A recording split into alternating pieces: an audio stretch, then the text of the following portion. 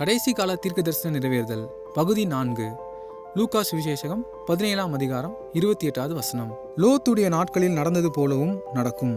லோத்துடைய நாட்களில் சோதோம் குமாரா பட்டணமானது ஓரினச்சேர்க்கை பாவத்தினால் நிறைந்திருந்தது.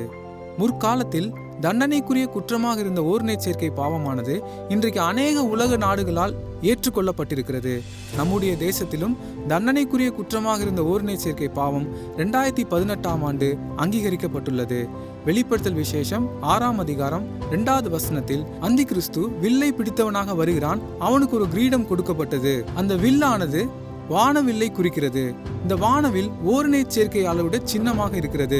தேவன் இந்த பூமியை படைத்த போது ஆணும் பெண்ணுமாக சிருஷ்டித்தார். அந்தி கிறிஸ்துவானவன் இந்த உலகத்தை ஆளுகை செய்யும் போது உலகம் முழுவதும் ஓரினைச் சேர்க்கை பாவத்தை அங்கீகரிப்பார்கள். லோத்தின் நாட்களில் நடந்தது போலவே நடக்கும் என்கிற வசனத்தின்படியே இன்றைக்கு உலகம் முழுவதும் ஓரினைச் சேர்க்கை பாவத்தை அங்கீகரிக்கும்படியான ஒரு சூழ்நிலை ஏற்பட்டதை நாம் காண்கிறோம். ஆண்டவராக இயேசு கிறிஸ்து சீக்கிரம் வரப்போகிறார். நாம் ஆயத்தப்படுவோம்.